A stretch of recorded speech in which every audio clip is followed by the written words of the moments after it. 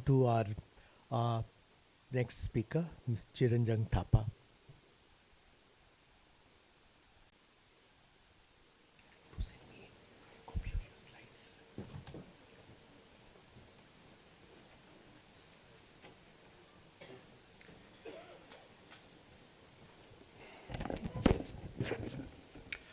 Janani Janma Bhumishcha Swargadapi Garesi. Namaste to you all from the top of the world. Disclaimer, I do not represent any organizations or groups, so whatever I say here today are solely my viewpoints. Respected Honored General of the Nepal Army, Chief of Staff of the Indian Army, brothers of the Indian Army, entire close family and distinguished participants. My sincere gratitude to the Indian Army for this absolute honor. Being here at the Manekshaw Center is a great privilege. Our dear friend Shyam Bahadur immortalizes Gorkhas with his famous quote, "If someone says they're not afraid to die, they're either a Gorkha or they're lying." This now overshadows the British saying, "Fear not a man with a small knife, with a scowling face, but that of a small man with a big knife and a smiling face." Speaking of Gorkhas, I want to use my first minute allotted to me to remember and pay tribute to one of Nepal's most genuine well-wishers, an Honored General of the Nepal Army and the first CDS of the Indian Army, General Bipin Rawat. If I may kindly request all of you to rise in his memory. There he is.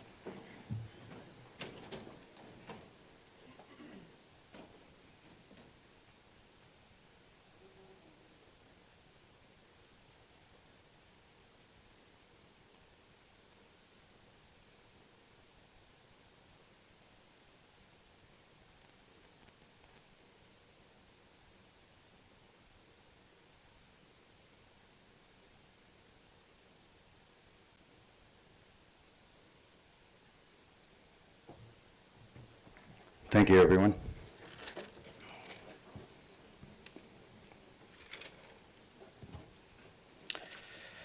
General Rawat had actually conveyed to us his keen desire to visit Muktinath. I was one of those actually tasked by our Army Chief to facilitate his visit. Everything was arranged, but because of COVID, he couldn't visit. I was told by someone that he actually believed in the holy mantra, Badrinath Jayate Muktinath Sayaka, meaning Badrinath is only successful when Muktinath is by his side. As India was aspiring to be the Bishwa Guru, perhaps he sought the blessings of Muktinath, who is widely regarded as the Guru of all Gurus. This year, during Shivaratri, when Nepal Army celebrates its Army Day, the 4 former chiefs of Army staff of the Indian Army were invited as special guests. They were accompanied by our former Chiefs of Army Staff to Muktinath, where they jointly offered a bell in honor of General Rawat. So if any one of you makes it up there, please do remember to ring the Bipin bell. Please excuse me because I've dared to do something quite unconventional today, going against discipline and dogma. And if I may, sir, I've actually brought a handwritten letter from Nepal to India, and I'm going to read it. Priya Bade Bhaiya Bharat, bracket, Big Brother India. बड़े भैया बड़े दिन के बाद दिल्ली आए हैं, तो आज खुल के अपने मन की बात कहेंगे. जो कुछ भी कहेंगे सच कहेंगे और मुक्तिनाथ के सौगन सच के सिवा कुछ नहीं कहेंगे. बड़े भैया, congratulations on your G20 summit. The barefoot walk of the global leaders at Rajghat was quite a sight. You invited Bangladesh from the neighborhood, but I'm not sulking, because I do admit my seemingly shabby self is currently unbefitting to sit alongside them better-suited friends of yours. Perhaps because the Turkish Prime Minister questioned during the 2014 G20 summit why Nepal was not included when it was the center of spirituality. Thank you for at least giving me a mention in the form of a Sherpa. For those of you that don't know what a Sherpa is, they're the ones with superhuman ability to breathe in thin air and climb up Mount Everest like going up an escalator. And if you're nice to them, they'll probably carry you up and down. We also celebrate your Chandrayaan success and applaud your rise into the ranks of great space powers. But don't get carried away. We are the descendants of those that had configured the primordial sound of the universe, Om, thousands of years ago. And also, any technology that exists today would have been inconceivable without the discovery of zero, Shunya. Therefore, from astronomy to architecture, from science to spirituality, from maths to metallurgy, no other civilization on this planet was advanced as yours. That's why invaders from Alexander to Aurangzeb to the Angrez coveted this land for its vast wealth and wisdom. Lest we forget, even Columbus had his eye on India. Thankfully, our Barundev was unkind to his sail, so he ended up in the Americas and started calling the natives Red Indians. In fact, I strongly believe you need to change your narrative from the rise of India to the re-rise of Bharat. The testament to the re-rise is a tribute you're paying to this Grand Master of statecraft and military strategy, Acharya Vishnugupta, aka Chanakya, aka Kautilya. Others know him as the Indian Machiavelli, but it's time for us to collectively bury that title and start calling Machiavelli the Indian Chanakya. I thank the great Acharya for immortalizing me by incorporating my specialty in his Arthashastra, where he writes, Ashtaplahuti Sangatya Krisa Bhingisi Barsavaranam Apsaraka iti Nepalakam. Meaning, in the state's pursuit to keep a stock of best needed items, the black 8-layered water-resistant woolen blanket called Bhingisi and Apasaraka from Nepal are the best. Since Chanakya's Arthashastra is a strategy to acquire and retain power, it is only pertinent that we discuss a little bit about power. To begin with, power has never been a permanent feature of any state or society. An empire that colonized a land known for its rishis is now governed by a prime minister named Rishi. Thus, a new outlook to perceive and calibrate power is imperative. In today's world, each country is endowed with unique power, just like the characters of the Marvel comics. The Americans might see themselves as Superman, the Israelis, the Iron Man or Wonder Woman. You might want to call yourself the Bajranga Bali Hanuman. But every power has its limitations. What can the invincible and the immortal do when faced against the invisible or the indestructible or the inconceivable? Thus, power today is quite asymmetric, complex. Powers can also be unseen, unheard, and unfelt, and powers has devolved from institution to individuals. The threat of one individual with the right motivation, the right skill set, and the right opportunity may warrant the response of the entire state. One tweet is sufficient to inflict an irreparable damage. Today's globe is so intricately intertwined that despite being powerful and independent, we're all interdependent. Furthermore, larger military powers after World War II have found it increasingly difficult to vanquish a weaker side when sovereign rights and national dignity are still the most prized human values. Even much smaller powers and elusive non-state actors will put up a very protracted fight, even against an adversary with superior firepower and using innovative tactics. Power is also a specialized attribute. Both you and China, billion the World Cup final. Sorry for that curveball. But then let's talk about cricket. You're most likely to win the World Cup this year. Our best to your team. My power narrative, however, has remained a footnote, but given the spotlight and the perfect venue, I think it's time to make it a bit noteworthy. Today, both science and scriptures postulate that Nepal could be the cradle of life on this planet. The discovery of the oldest artifact, carbon dated to 30,000 years, the Shaligram and the caves near Muktinath, indicate that I was one of the oldest civilizations in the world. In Treta Yuga, it was Janak who possessed the Shiva Dhanus, broken by Ram to win Sita's hand in marriage, a significant symbol of power. In Dwapar Yuga, it was Kirateshwar Mahadev that bestowed Pashupat Astra to Arjun. The most powerful warrior in Mahabharata, Barbarik, is believed to be a native of Kathmandu. His severed head still lives on as the Akash Bhairav in Kathmandu. Ved Vyas, the author of the most sacred and profound scriptures known to mankind, is believed to be a native of Damoli. Valmiki, who wrote Ramayana, his ashram still exists in Nepal. In the late 18th and 19th century, the Chinese strategic thought reckoned that the House of Gorkha was a countervailing force capable of keeping the Brits at bay.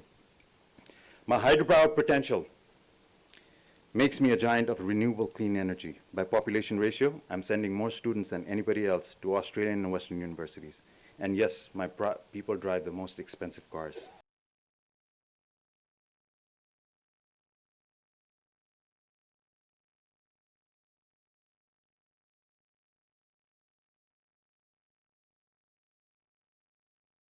How? I am the only one that has contributed directly to the security architecture of 5 nuclear states. You guys know the 2. I will let your intel guys go on an overdrive to find out the next 3. In fact, my men and women are also contributing to the security architecture of almost 68 countries. They're also actively deployed in thousands in the maritime domain to keep shipping lanes safe, and I'm the second largest contributor to the UN peacekeeping operations. Cumulatively, my contribution remains unrivaled. Bade Bhaiya, you have one of the largest and strongest military in the world, you have one of the largest economies in the world, but it is I who remains the top contributor to both. Because of time, I'm not going to explain everything, so I'll await a question from one of you in the audience to ask me that. But I must remain humble and grounded, drawing lesson from the PK character played by Amir Khan, who astutely illustrated the relativity of power. इतनी बड़ी ब्रह्मांड में इतनी छोटा सा गोला के इतनी छोटी सी देश के इतनी छोटा सा गली के इतनी छोटा सा कक्ष में रहकर अपने पावर जताना शोभा नहीं देता. The cardinal question for me is, what is India, and how can I maintain a mutually dignified relationship with it? Is it a civilization? Is it a continent, a country, a colonial construct, customs, culture, caste, creed, or cuisine? A lot of C's. I don't know about others, but for me, there's an interface with every single identity. From fortifying my teeth with Dabur Lal Dantamanjan, to the Horlicks and Boost Shakti to our children, to the Chyawanprash to our elderly, to the eagerness and the disagreements that happens across all households over which TV serial to watch. Chanakya or Kabhi Saas Bhi Bahu Thi.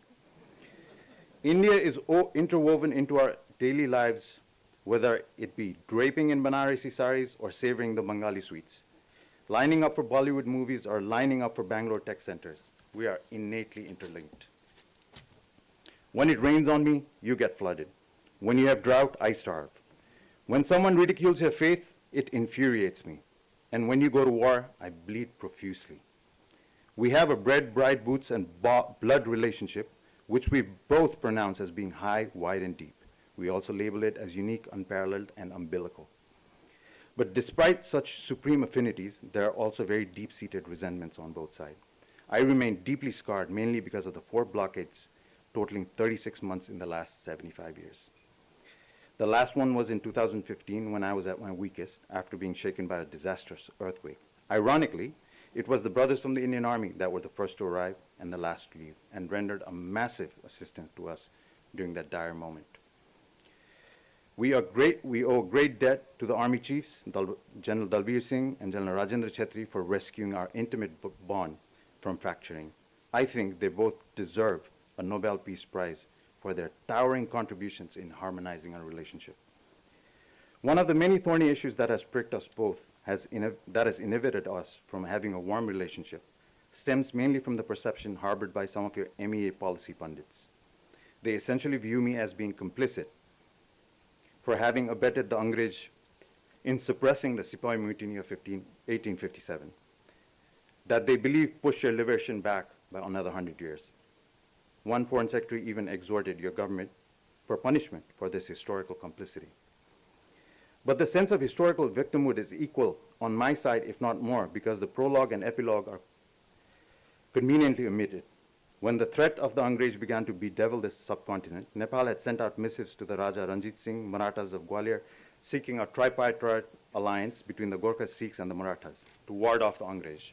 Singh, instead of aligning with us, handed the letters to the Angrez to win their favor. What ensued after that was a multi-front attack on me, and I was compelled to sue for peace, in which I lost a huge chunk of territory which now belongs to you.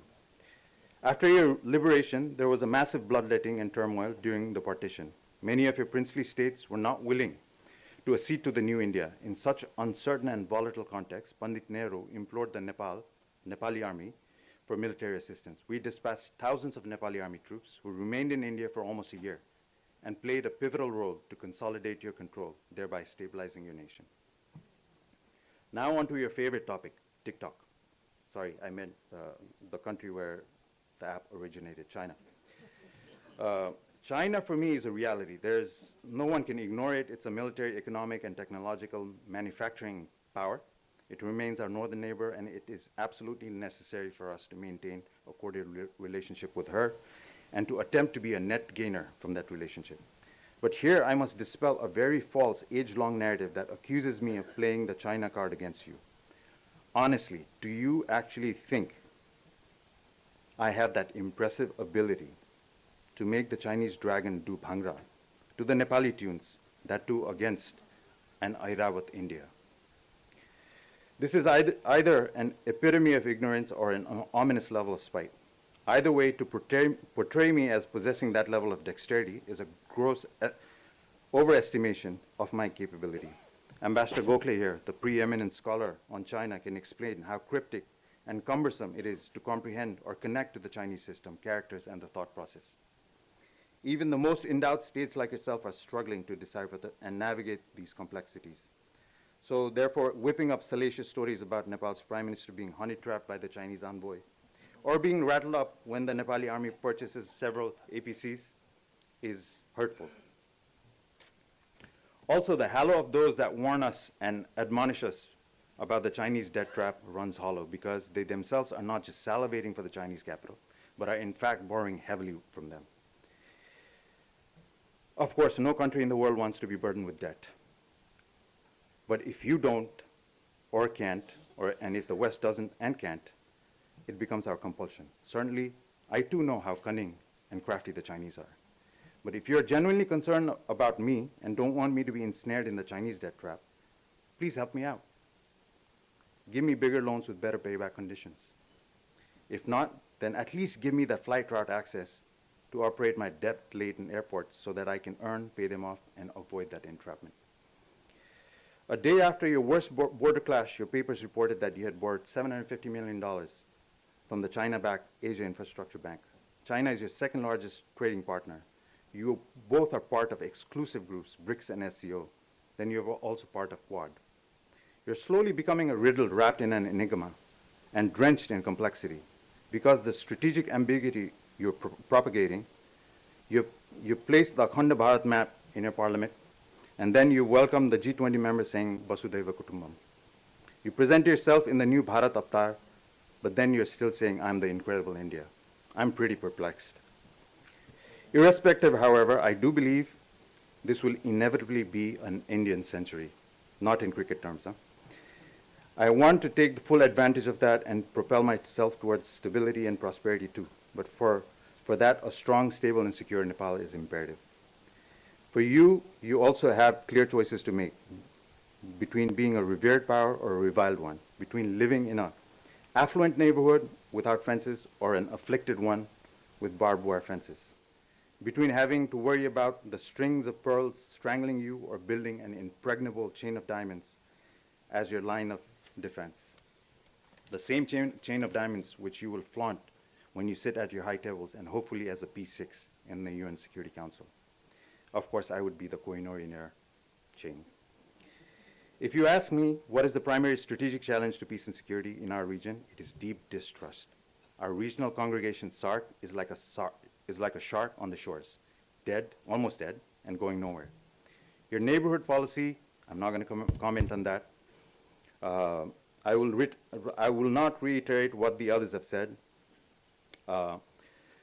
Therefore, I humbly invoke the fable of the sun and the wind to illustrate it is favorable to radiate warmth than to blow cold air, because humility always trumps hubris, even in interstate affairs. You are undoubtedly the most powerful and influential in the region. So, just like Spider-Man said, with great power comes great responsibility. Hence, the onus is on you as the linchpin to create a conducive environment to uplift the haze of distrust. And it is also advisable that you raise the haze that shrouds Delhi, because that is more deadlier than any other threat. In terms of strategy, I think you should come up I with think a... we'll have to conclude now. Yeah. So finally, Hindustan ने वो कोई लड़ाई नहीं जीती है जिस जीत के साथ नेपाली का रक्त बहाना हो, किसी नेपाली ने शहादत न मोली हो। भारत के रक्षा के लिए नेपाल का बहादुर मरने मिटने के लिए कभी पीछे नहीं रहा। Your Prime Minister and the brothers of the Indian Army have understood this. Isn't it time for the entire Hindustan to understand as well? पशुपतिनाथले हामी सबैको कल्याण गरून्। Your only loving and caring ठुल्दाई Nepal (brackets elder brother Nepal). PS बड़े भैया, वो 12 मुर्रा भैंस और 20 cricket bat के लिए धन्यवाद।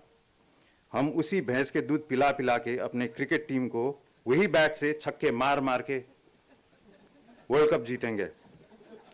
मैंने भी 6 लाख वर्ष पुराना 2 शिलाएं अयोध्या मंदिर के लिए भेजे हैं। उम्मीद है कि आप वो शिलाओं को दूध से स्नान कराएंगे। हमारा संबंध दूध ही की तरह पवित्र होना चाहिए।